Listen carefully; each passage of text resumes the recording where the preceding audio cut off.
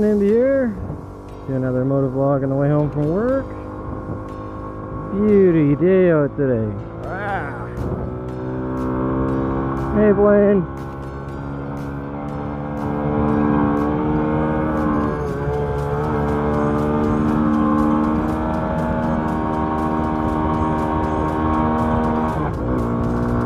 So happy to have Fluffbut back. Well, I'll see if this camera angle's working a little better for me now. Gotta get back into this vlogging.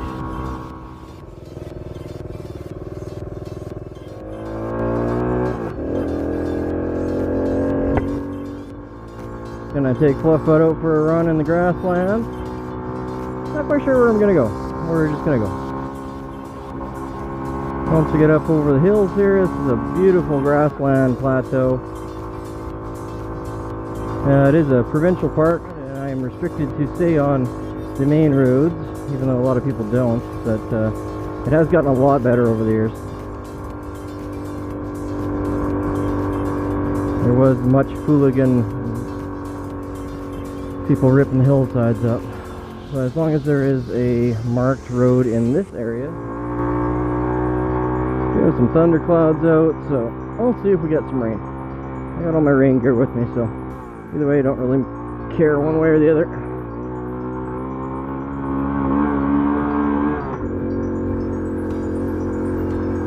Well, new gearing is much better on the flat, but it definitely sucks the power out of it on the hill.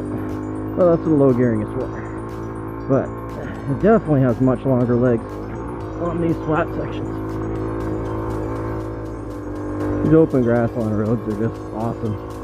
Love it. They go on for as far as you can see, and then they keep going. Again, as far as you can see. Literally spend days out here.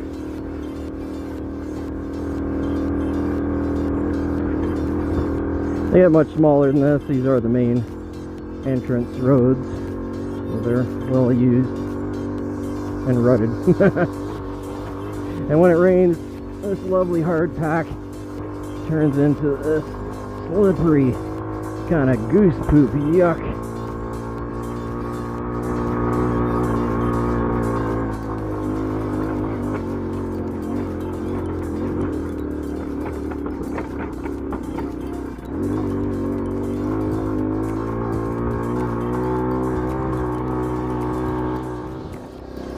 Well, the last bit was a little more rutted up than I was expecting. Not going to do any big hill climbs because, you know, there's some really fun ones around here. I just rebuilt the engine. I don't want to torque her too bad. These little trails are really good for setting the rings in anyway. Been doing heat cycles with her. I don't know, actually, why don't you guys throw something down in the comments on what you feel about the engine brake ins. There's like, it's like oil or like anything else we talk about our bikes. Everyone's got their bloody opinion on it. What's yours? Throw it down there. I'm curious to see. Some people think you should do a real soft brake in, not red line at all. Just pretty hard to do on one of these bikes, to be honest. You're almost always running red line. And some people think you should just ride it. I'm trying to remember the name of the YouTuber that actually did a really thorough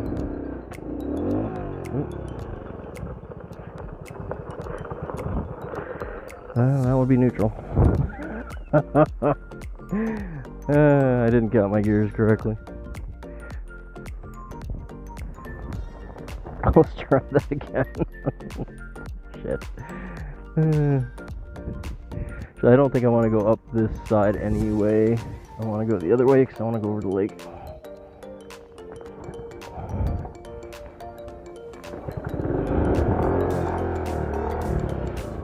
So we will head back down.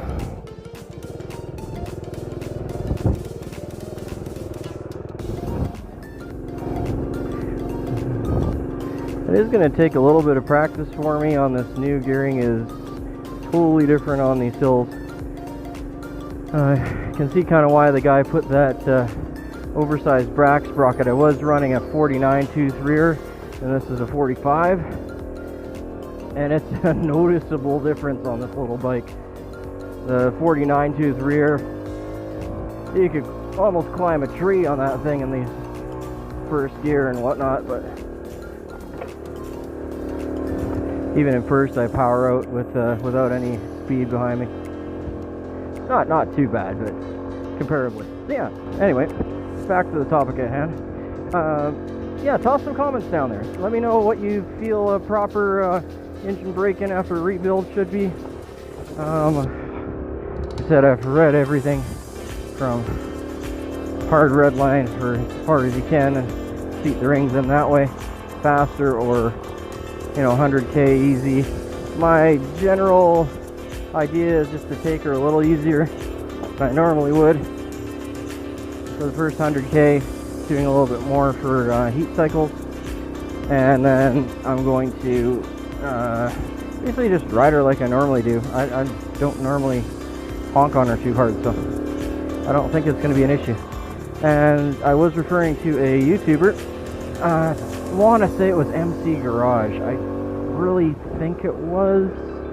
I know in the video, I'll see if I can find it. I'll put a link down below if I can, in the description of his video where he was talking about engine break-ins. And in the video, he actually just injured himself. Looked pretty badly with some fireworks. Anyway, his whole take on the thing was he did two engines, rebuilt top ends on them, and ran them, one of them for 1,000 kilometers, pretty much straight out redlined on highway for 1,000k, right off the hop. Didn't even let the engine warm up. And then he did another engine where he didn't let it redline, ran it slow for 1,000 kilometers,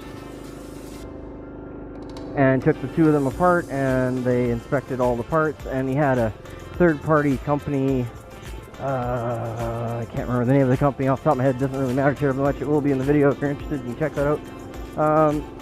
Inspect all the parts for wear and break-in, and the two of them were almost identical to the point where it was hard to even tell the difference between them. So, that's pretty dang good evidence to me that it doesn't matter, the parts will wear as long as you're not doing anything foolhardy. You break them prematurely, I think you'll be fine. That was a cute little lake here, eh? Like that. So there's a Bois track just behind this lake here. It's been a couple of years since I've been in there, actually.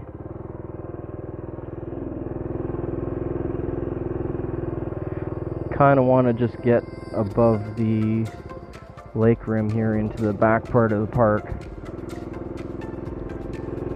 But back in the day when I rode here as a kid, I used to push my bike up and just ride it from the street.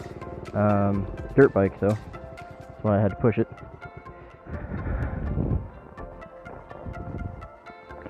So I used to push my bike up and just ride all these endless expanses of grasslands out here.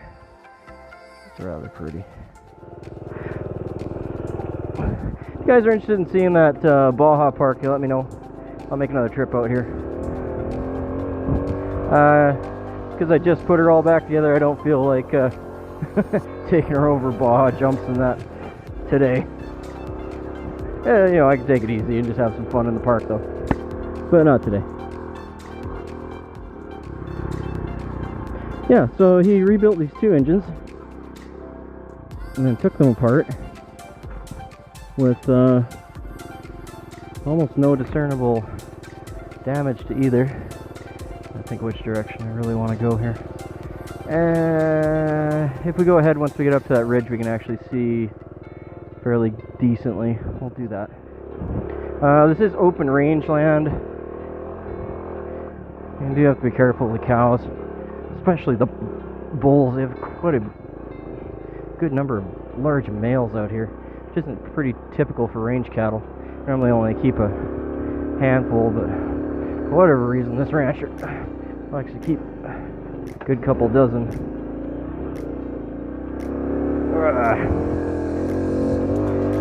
A little bit rutted up from the last rains we had.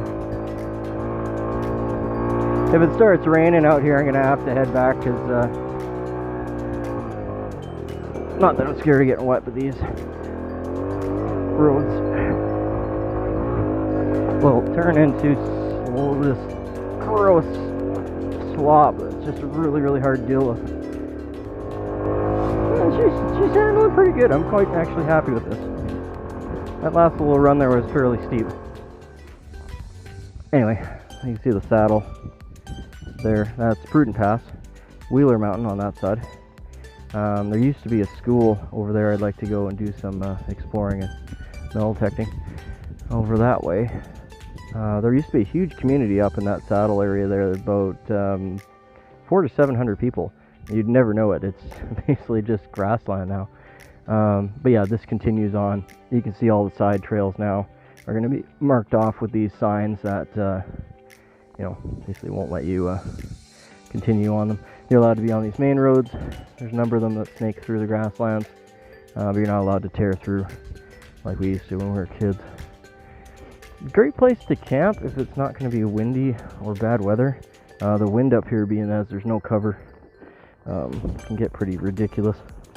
And the heat during the day. That's why I came out here on a cool day, actually, because the heat out here can get ridiculous. It is a semi-desert, lots of cactus. It's actually not too much different than Arizona area or California, other than, you know, palm trees. All right, let's get going down the road here a little bit longer and see a little bit more of the park before I turn around.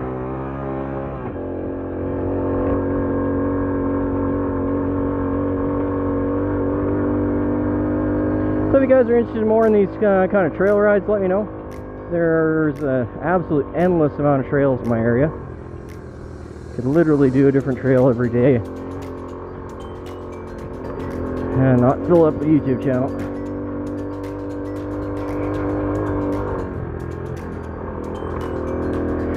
We have a ridiculous biodiversity out here in this part of British Columbia. If you go a couple 100 kilometers north or 300 kilometers south, you end up in a rainforest, cedar rainforest. We have tundra about an hour north. We have actual full-on desert to the southeast of us around Clinton and that area, and it's just hot and barren and just horribly dry down there. I find it beautiful though. It's a different type of climate. And of course we got a pine forest, we got spruce forest, we got almost everything. That's the cool thing about BC. There's like, I swear there's a part in BC somewhere that looks exactly like somewhere else, somewhere in the world. I've seen parts in Japan that look just like BC, parts in, obviously in the States we share the same Rocky Mountain range. But that is one thing I love about this province, is I as much as I want to travel the world and be one of those world travelers, not on a not on a BMW GS, but you know, maybe on Fluffbut. But I don't, you know, everyone has that hankering to get out and see the world, but there's so much to see just in my province. Like, I could spend my life here just searching back roads, and I would never probably even put much of a reasonable scratch into it. I mean, these areas here, because I grew up here, I've pretty much covered all the trails immediately around here. Lots of ones that don't exist anymore because of all the new laws that are in place. For good reason though. I mean, this place did get ridiculously scarred up. We generally didn't do that kind of thing. There's just tons of these little elk-eye lakes around. There's no fish in them, these ones anyway. There's some farther up. There used to be huge soda, not in this plateau, but to the south of me, across the river. There used to be huge soda mines where they mine the soda out of the lakes. That was some slimy crap. Alright, let's stay out of those. Wasn't quite sure how deep that was going to be under that dry crust. Probably should have just avoided that. I knew better.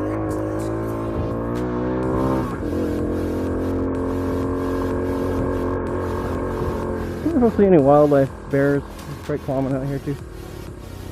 They don't worry me at all.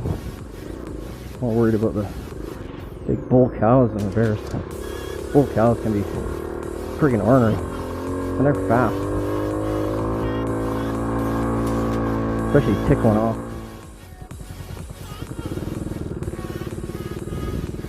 A bit of ducks down there.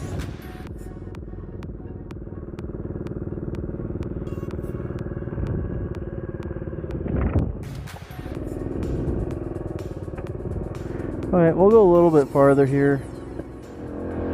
Some people find this kind of terrain a bit boring, especially if they're from a greener climate, because it does look so similar, but I find it really interesting because it'll be, to me, it's really diverse. Like, you know, you can go a mile or two and not see any sign of water whatsoever, especially when it gets hot out. And then you'll come across a decent sized little lake like that, and all of a sudden, like a little grove of birch or poplar or alder, and it'll be nice and cool, and a cool place to just kind of park your bike and have some lunch.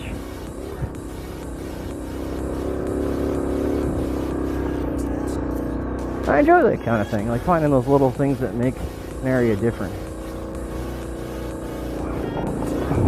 I guess you could say the same thing about a treed area too, where it just looks the same because you're always driving past trees.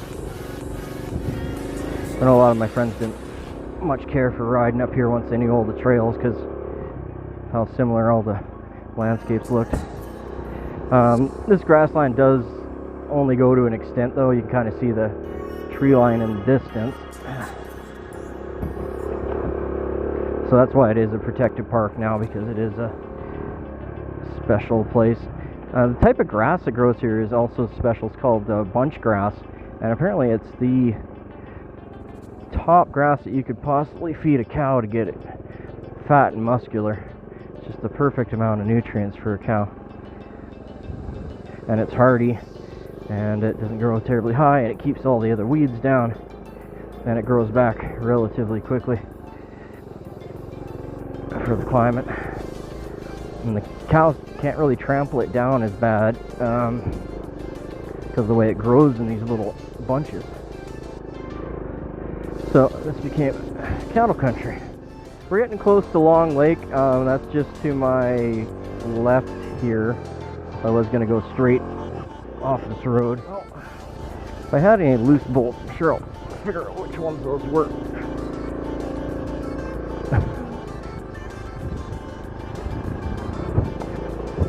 This is pretty bucky. Now, one other conversation I was having with some riders that came through work.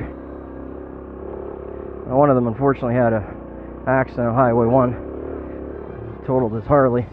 He was flying back to Washington to pick up a truck and come back and get his bike, and you know, that's unfortunate for him. He made it with just a couple scratches and road rash though. Managed to get lucky and kind of ride it out on top of his bike instead of underneath. Just hit a bad patch of road snakes on the highway by Cache Creek. Either way, sorry, sidetracked with his story. And we started talking about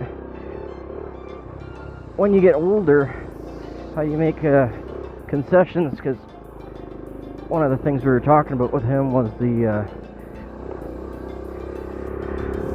fact that his Harley might have been a little bit more bike for him than he can handle at his age now, and it was the bike that he's been running for the last 6 years, I believe he said it was. And yeah, throw your thoughts down in the comments for me. I know I got a lot of riders that are getting up there in years on the road that partake in my channel and in the comments. And I very much appreciate that. A lot of respect for those guys. And if you're getting up there in years, and you're still enjoying riding, a couple questions for you guys. It's on the topic of a discussion I was having with this gentleman. What changes have you made? What changes do you foresee yourself making due to your limitations that will eventually hit all of us with aging? Are you going to go to a smaller bike? Are you going to do the three-wheel thing, whether that's a sidecar or a trike or a Can-Am or Spider or what have you? Are you going to stick with what you got until you can't feel safe on it anymore, and that'll be the day you just put her aside and maybe get something smaller to putz around out of the driveway with? You know, there's so many options out there. None of them's a real right answer, but I'm more just curious how you guys feel as you're approaching that. You know, you get on rides where the bike feels heavier than it did 5 years ago, or if you drop it, you can't pick it up anymore. What, if anything, are you going to be planning to do about that? And again, there's no right answer. Everyone's got their, that's not good. I think I popped my fuse again.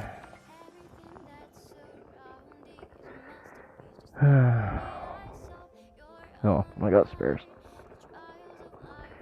It's not that I'm popping fuses, it's my fuse holder is stripped, and it's just a cheap Chinese one that came with a battery. Oh, I was right, you can't really see it from here. But that is the start of Long Lake, and then it goes, as the name would say, a long ways that way in that crevasse there. So, let's just stop, change out the fuse, and head home. It's pretty much as far as I wanted to go, just get to the end of that lake.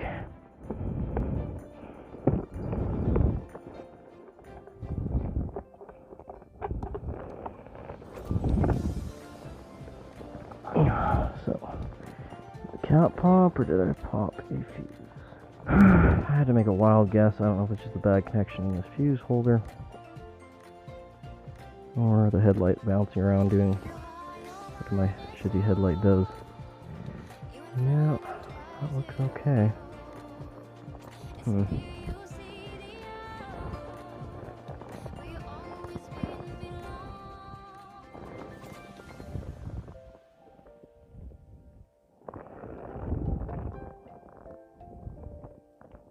Yeah, that works.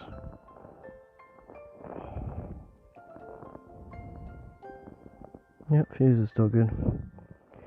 Alright, must have just came loose then. I'm gonna get a bladed fuse. I love nostalgic stuff like these glass fuses. Unfortunately, they don't really make good fuse holders. And I've had more problems with glass fuses than pretty much anything else on this bike.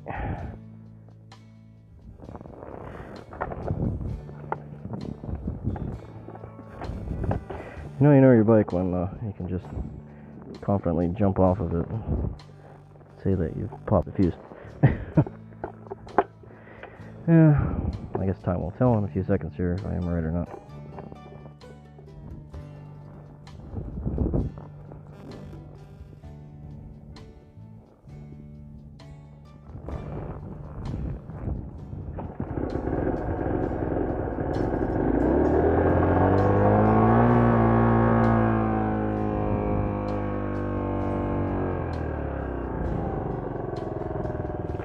Well, there you have it. Stupid fuse.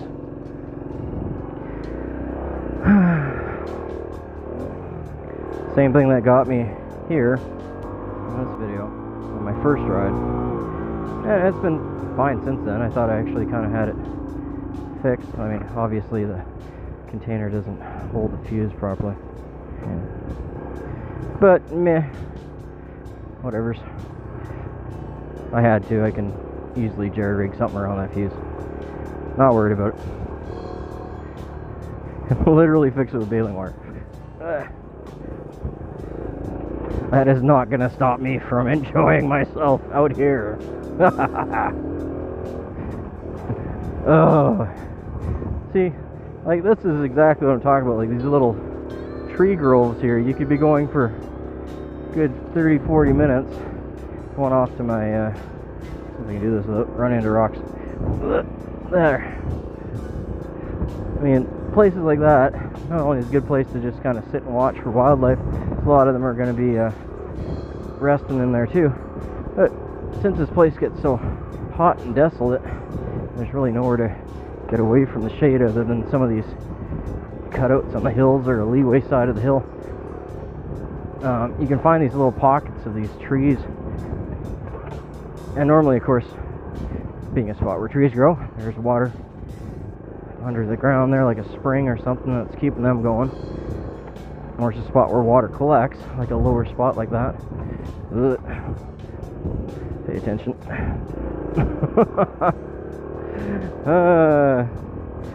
And yeah, and you run across cool little like lake ponds like this.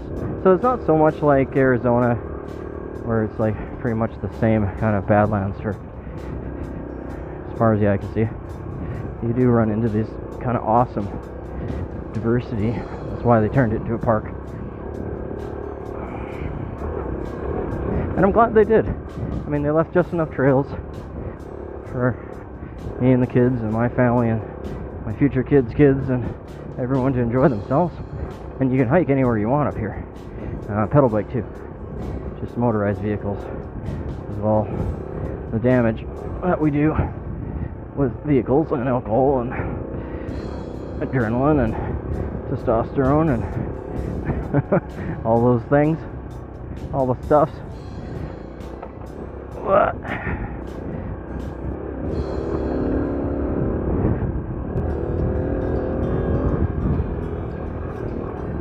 So,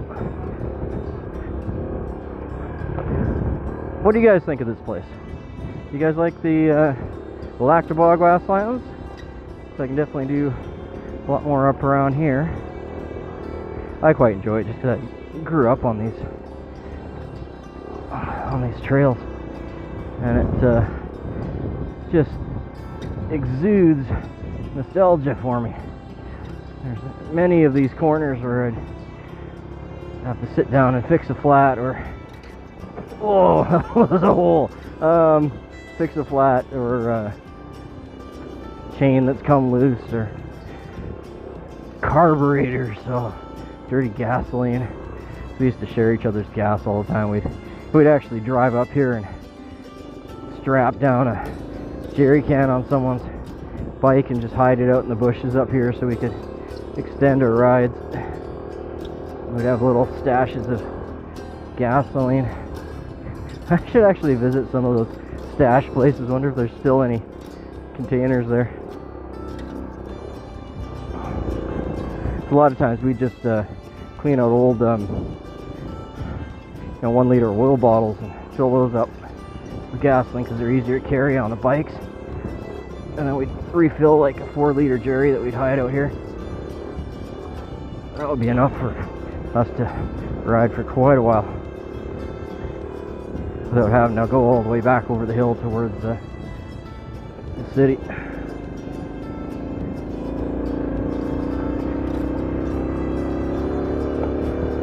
So yeah, lots of nostalgia, lots of good nostalgia. We didn't actually get hurt too often, surprisingly. We've had a few really decent ones. We had a couple broken legs. I broke a couple ribs and dislocated some thumbs out here. Mostly just hitting these kind of big hidden holes and just going right up over the handlebars. I dislike cattle guards. Always worried my tires are gonna, especially on these thin tires, go sideways and in. Had that happen a few times on some of my friends' bikes when they weren't paying attention on the angle they're going in on. I don't know, are cattle guards common in your area? If you ride dirt trails, how often do you go over cattle guards? And if you do go over cattle guards often, What, you have any tips, tricks, aged wisdom about how to attempt the said guard of cattle without biffing it? But you can see we're up fairly high. I want to say 600, maybe 700 meters. I'll have to check when I get home. Above sea level. My home down below would be 345 meters, so climb a fair bit, but then it levels right out, and then it climbs again once you get to the tree line. And there's just endless cut blocks and trails once you reach the tree line.